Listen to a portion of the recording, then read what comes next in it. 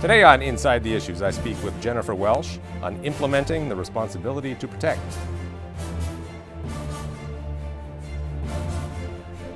Hello and welcome to this week's edition of Inside the Issues, a CG Online podcast. I'm David Welch, CG Chair of Global Security at the Balsley School of International Affairs and Senior Fellow here at CG, and every week it's our pleasure to welcome a guest into the studio at the Center for International Governance Innovation to talk about some hot topic on the international agenda. And today I'm very pleased to be welcoming Jennifer Welsh, who's a professor in international relations at the University of Oxford and a fellow at Somerville College as well, and welcome. Also, a practitioner of sorts. You've actually done work with the United Nations on the responsibility to protect, among other things. So you'll help us understand the principle and how it is or is not being applied. So for the benefit of the audience that may not know the deep backstory to what we sometimes call R2P, responsibility to protect, maybe you can say a little bit about where it came from and why it's there and what its main effect was intended to be. Well, the principle really arose out of the failures of the international community to respond to very conscience-shocking situations like those we saw in Rwanda, Srebrenica, and more recently the kinds of events we see in Syria. And the idea that while sovereign states are a building block of the international system, we need to be able to act to support states to protect their populations, or indeed, if they cannot protect their populations, to find a way to do so through the international community. So actually Canada was very instrumental in the development of the principle. In 2001, there was a commission, the International Commission on Intervention in State Sovereignty, which issued a report called The Responsibility to Protect. And that principle really helped to change the way we think about these kinds of crises and to focus the attention on those who need protecting. The principle from there was adopted by Kofi Annan in his plans for the 2005 World Summit of the United Nations, and there states unanimously endorsed two clauses which enshrine the responsibility to protect, which is really a political commitment of states to protect their populations from four acts: crimes against humanity, genocide, ethnic cleansing, and war crimes. Now, the responsibility in the first instance is the responsibility of the government of the state concerned. The state holds the primary responsibility, and there the principle really just reminds states of the existing obligations they have under international law to protect their populations. There's a second pillar, which these articles lay out, which is the responsibility of the international community to assist states in fulfilling those responsibilities, and that's through consensual means, whether it be development assistance, human rights work, even peacekeeping. And then there is a third pillar that states that when states manifestly fail to protect their populations, the international community needs to, according to the precepts of the Charter, use diplomatic, humanitarian, and possibly military means to protect populations from these acts. Now, Canada is not really a frontline state in these situations, so what accounts for Canada's forward role in this principle? I think it had a lot to do with Canada's involvement in the human security agenda, and the idea that the security of states, while vital to international order, is only part of the story, and that we need to think about the security of human beings in a multidimensional way. And Canada also, at the time, was instrumental in focusing on the hard end of human security, the protection of populations from physical integrity violations. So I think it really grew out of that and out of the passion and interest of then Foreign Minister Lloyd Axworthy, who was quite instrumental in helping to have the commission created. It was created through the act of Jean Chrétien, who was then Prime Minister, but Foreign Minister Axworthy had a very important role to play in that. And actually Canada as well was very instrumental in 2005 in the diplomacy around the endorsement of responsibility to protect at the United Nations. Alan Rock, who was our ambassador at the UN, played a very important role behind the scenes and in urging states to endorse the principle. And what's the uptake been like? If you go around the world, which countries have been enthusiastic supporters, maybe on the activist end of things when it comes to R2P, and where do we see resistance, and why do we see resistance? Well, there's sort of three segments, if you will. We can split the population of states into three segments. Those who have been champions of the principle, which are not only Western or European states. They also include certain states from Africa. Rwanda right now, for example, co-chairs the group of friends on the responsibility to protect within the United Nations. A number of African states actually have been supportive of the principle because its language is very similar to what is in the Constitutive Act of the African Union. Very similar clause about the need to protect populations from grave violations. You then have a number of states who have consistently expressed concerns about the principle's potential association with military intervention. States like Cuba, for example, Venezuela, have typically been very concerned about that possibility. They've been vocal. They were vocal in September of 2013 when responsibility to protect was debated at the UN. And then there's a group in the middle who I think are learning more and more about the wide agenda, the three-pillar approach, and are becoming, I think, more supportive of the principle as we begin to identify its preventive elements and its association with existing agendas around, for example, human rights or development. So I think that group is slowly increasing in terms of its commitment to the pro side, if you will. That as they learn, they begin to see more how the principle can be implemented. And part of that has been taking national measures to demonstrate the responsibility to protect, whether it be identifying a national focal point within government that will be responsible for atrocity prevention. We've seen a number of states, over 30 states now, who've appointed a national focal point. For internal affairs or for regional affairs? Both. So the national focal point is meant to essentially spearhead national risk assessments of the potential for mass atrocity crimes, but also to coordinate responses to crises occurring elsewhere. Because as we've learned, as the principle has become to be implemented, there are a variety of mechanisms you might use that don't all reside, for example, within the Department of Foreign Affairs. They might, in fact, interestingly, the US approach to this, the Treasury is a very important entity because of the use of financial sanctions in trying to deter perpetrators. So when you recognize that sometimes the phrase whole of government approach is used here, the national focal points are a way of trying to mobilize multiple departments in government. Very good.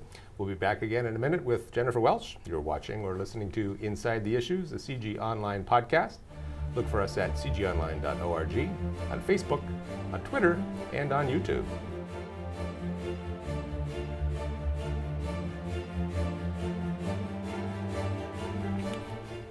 Welcome back.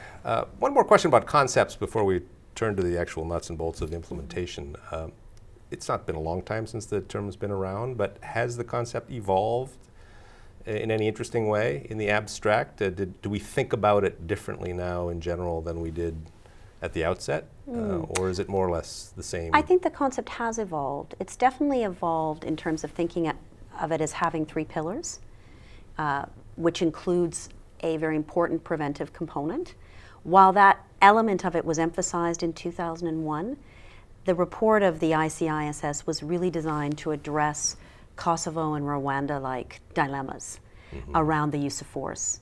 And so I think the concept evolved in that we recognize now that it is much more multidimensional, although there's a continual effort that needs to be made to emphasize that the principle is not all about military intervention, which is the common perception, for good reason.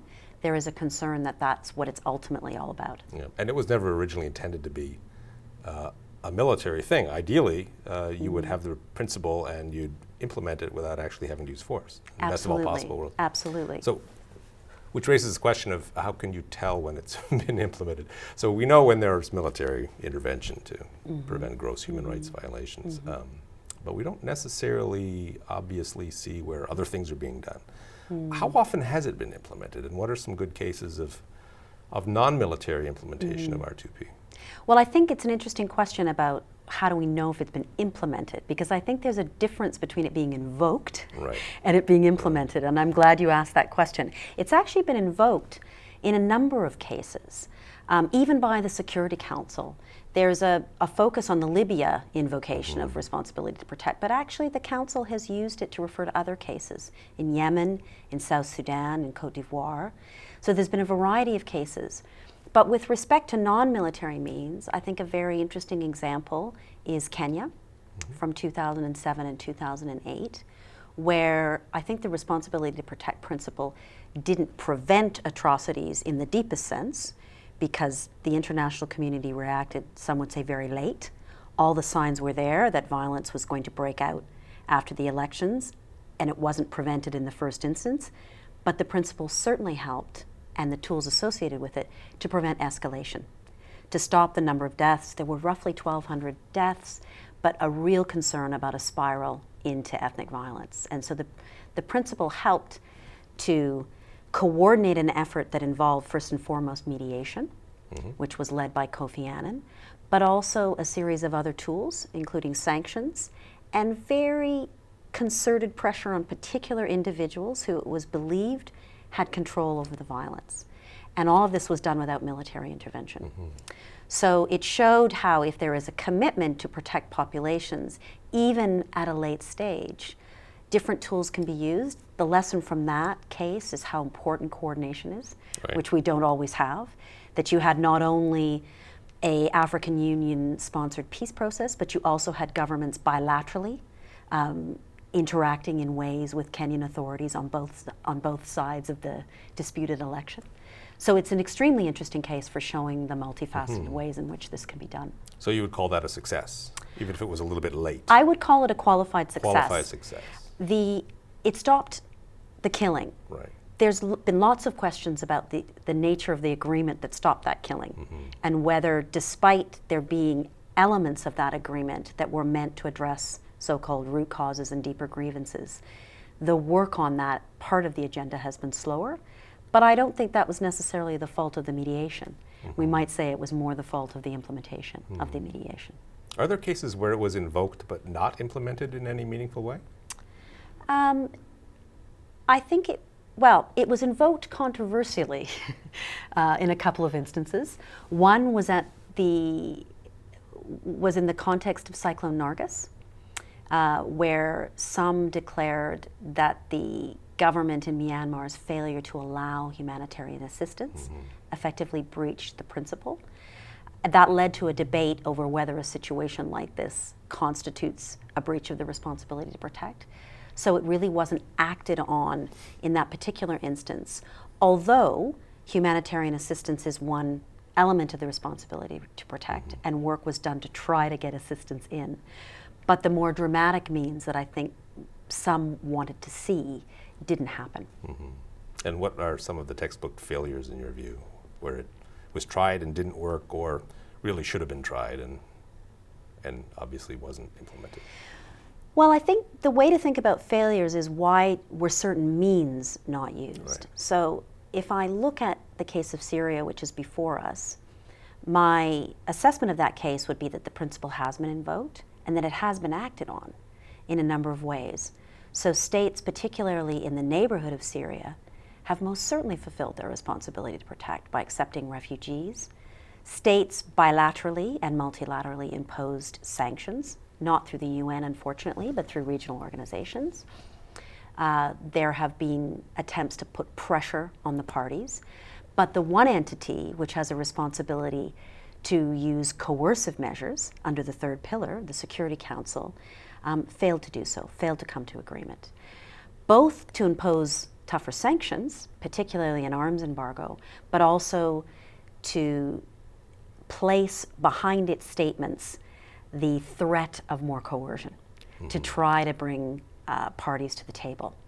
So I think there we can say that the Security Council failed to exercise its responsibility to protect in terms of the tools it has at its disposal. And I think that's how we need to think about failure, is which tools were failed to be be leaned on, as opposed to the failure of the concept itself. Because like all norms, the responsibility to protect can only set up permissible kinds of actions that might take place. It can't force those things to occur. It can catalyze, it can, through past experience, demonstrate how tools might be used. But as a principle, it can do no more than that. I personally believe that's still very powerful because, principles in the history of international relations have served very powerfully to catalyze action. And I think that's what the principle will do going forward. Right, and it takes time for them to become strong norms. Absolutely. And to be seen as being appropriate. Yeah. I mean, even in Syria, and I don't dispute the horrific nature of what we see and the moral dilemmas there, it is remarkably different from 2 decades ago, where in the Balkans you could have acts occurring where the international community would debate whether this was a legitimate matter of international concern. Right. That is a major change. We do not debate that now. Yeah. And very early on, even in July of 2011, entities were calling the events in Syria crimes against humanity. And UN bodies like the Human Rights Council were playing a very important role in monitoring, investigating, and essentially labeling what was going on. And those labels then have to be picked up by decision makers who will, for better or for worse, act inconsistently sometimes. Very good. We'll be back again in a moment with Jennifer Welsh. You're watching or listening to Inside the Issues, the CG Online podcast. Look for us at cgonline.org, on Facebook, on Twitter, and on YouTube.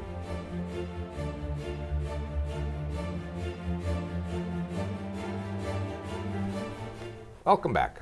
So as you know, there's been a lot of commentary in the news about the contrast between what's happening in Syria and what happened in Libya just a few years ago. And a lot of the spin that contrast gets is that Libya was a major step forward for R2P. We can call it a clear success in a sense. The international community really did act strongly in the face of a very significant violation of civilians' rights there, but we don't see that in Syria, and so either something is broken or we've backslid or something like that. R2P is now in trouble.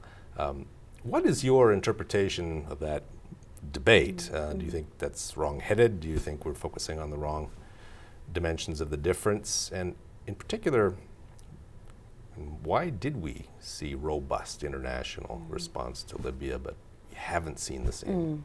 Let me start with that question first, and then I think a number of things came together in Libya that did not come together in the same way in Syria.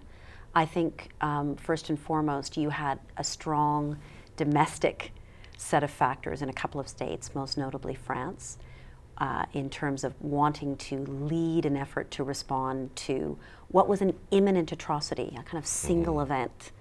And I think the second factor is exactly that Gaddafi's rhetoric, his threat to attack the cockroaches in Benghazi, used language, set up a potential event that galvanized action.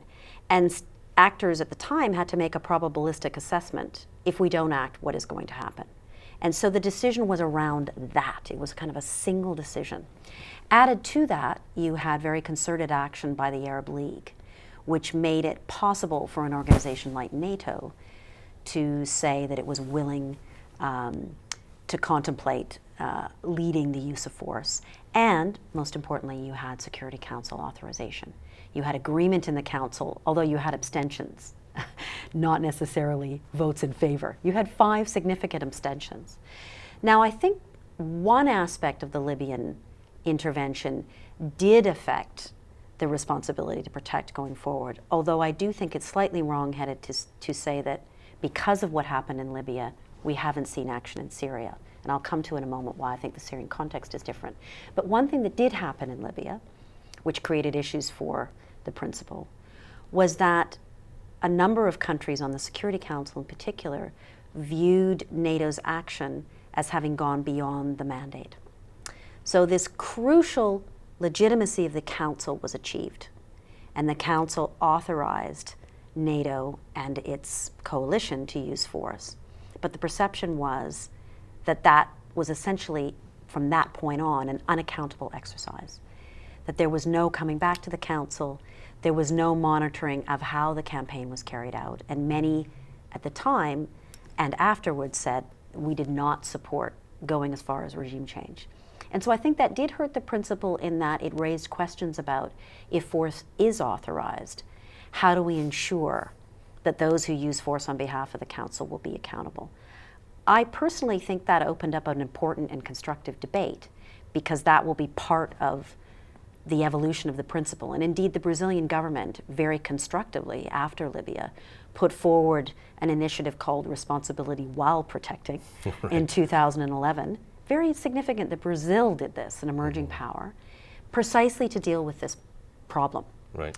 of the accountability of those who use force on the Council's behalf. So I think that did raise concerns. It raised concerns about how entities would interpret Council resolutions. And so there was a fear, even to impose sanctions on Syria for fear of how resolutions might be bended, interpreted.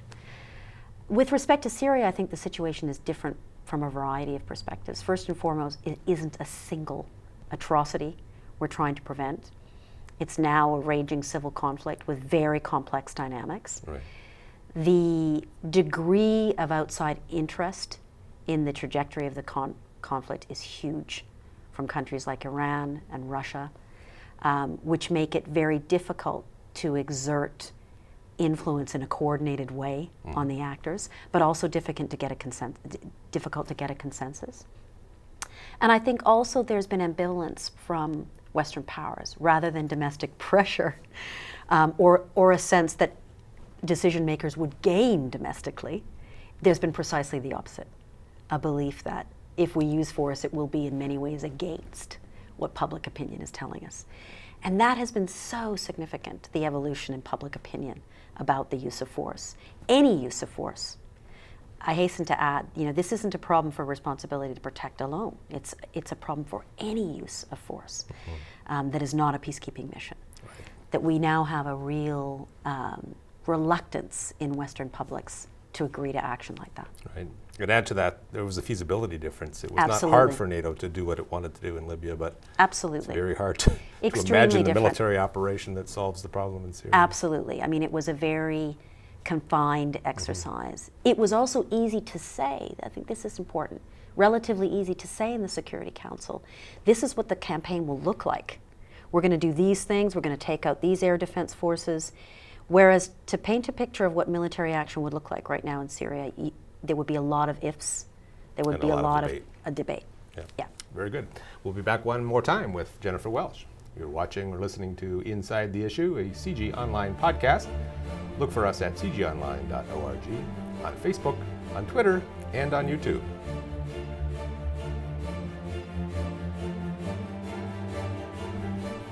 Welcome back. So, crystal ball time. How do you think it will evolve? Will the doctrine evolve conceptually? Will we see more implementation? Are we likely to see different kinds of implementation, fine-tuning, tweaking? And if someone asked you how you would advise the international community on the future direction of this principle, what would you say? I think the responsibility to protect needs to be embedded much more centrally into what the United Nations and regional organizations do and in what states do. The way it has been in the AU Charter, for example. Yeah, exactly. And I think, but also in terms of real-time activities. So for example, I see in the future the responsibility to protect aligning much more closely with some of the human rights architecture within the United Nations system. So because the principle involves prevention, how is it that human rights violations, physical integrity violations might raise alarm bells about the potential for mass atrocity crimes? We have existing machinery within the UN system that already monitors and reacts to such things. I can see the responsibility to protect principle being aligned over time more with those kinds of exercises. Also with the civilian protection mandates that are now part of peacekeeping missions. I do think the principle will continue to hold a lot of power for civil society and individuals. Despite some of the opposition and concern, it's been picked up as a phrase, as language, as a moral notion that I think there is no turning back from. So I can see it being invoked in a number of situations for a variety of actors calling on decision makers to fulfill the responsibility to protect. I don't think that will go away, but in a very concrete sense, I think it needs to become part of the way that governments and organizations do business. And I think it will be. over time, because a lot of the tools associated with it are tools we use for other things. We use sanctions, for example, in other ways. Right. We use mediation. We use fact-finding missions all the time. So the question becomes, how do we want to use these tools to advance the agenda of mass atrocity prevention? And how even do we want to get smarter about the kinds of things we do further back in the temporal chain to try to promote interfaith dialogue, to try to promote civic education, to try to promote strong human rights institutions? Those things are also part of laying the foundation for societies that will protect their populations.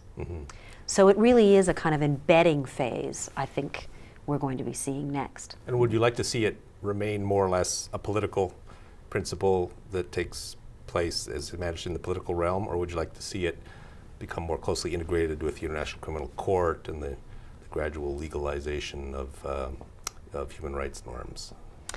Does it help or hurt if the International Criminal Court is more closely associated with R2P? I don't think it hurts. I think the two agendas are aligned in some important ways, but the responsibility to protect is a political principle. Right. What it does is draw on existing law. But certainly the entire agenda of international criminal justice is important to the principle. The notion of accountability as a form of prevention, I think, is intimately related with the responsibility to protect agenda. So I don't see the association as hurting. I think we need to be very careful, though, about how they work together. So, for example, if the Security Council is going to refer situations to the International Criminal Court, very difficult situations like Libya, like Syria, ongoing conflicts, we need to think about how those steps affect the International Criminal Court, because not all the effects are positive. Both the International Criminal Court and responsibility to protect are fragile new ideas, and we need to ensure that they support each other rather than undermine each other. But I don't see at a conceptual level a tension. I see more in how we go about doing it. Yeah, the argument was, I guess, it's not clear in advance whether, for example, the threat of international criminal prosecution in the background is more likely to deter bad behavior on the part of authoritarian regimes or convince them that they must do all the more to hang on to power because they'll suffer if they lose. I remember that debate came up in Libya. Absolutely. And presumably it's also been discussed in the background with respect to Syria, but it's interestingly not been very prominent in the news coverage. And there you get into debates about how do we most effectively protect populations. If you believe that the solution is to end conflict at all costs, then it may be that you view there to be a fundamental tension with accountability mechanisms. But I think it will differ from case to case. We also need to remember that not all mass atrocities are committed in the context of armed conflict. Right. That is why the responsibility to protect principle is so valuable, is that it spans both conflict situations and non-conflict situations. And so there, I think, the International Criminal Court's association with responsibility to protect is maybe a little bit more straightforward. And how about Canada's role? Do we have a prominent role to play in the future? We claim invention here to some extent, and we were, of course, an early champion of the concept of human security. We're not particularly anymore. Is there something that Canada in particular is well positioned to do to promote the kind of embeddedness you'd like to see? I think Canada's role is important in terms of Pillar 1, in terms of demonstrating how countries can take steps to protect their own populations through attempts to manage diversity within their societies and to essentially share the learnings of what we have done. And I'd like to see Canada do more of that. But I think in the Pillar 2 agenda of assisting states, the responsibility to protect is very consistent with some of the priorities that Canada's had in its foreign policy about building, for example, the rule of law internationally. So it can continue to take a leading role there. And it has participated, although, as you say, with perhaps less muscle than some others, in the more coercive dimensions of the responsibility to protect. It was active in Libya. Very much so. So I'd like to see it continue to play a role. There is a group of friends on the responsibility to protect, which Canada has been a member of, an active member of in the past. And that remains, I think, an important forum for thinking through, at least within the UN, how the principle can be implemented. Very good. Well, thanks for coming in and helping us understand this complicated innovation a lot better. Thank you. Appreciate your time and your insights. And to our audience, thank you for joining us. And join us again next week, please, for another episode of Inside the Issues, the CG Online podcast. Look for us at cgonline.org, on Facebook, on Twitter, and on YouTube.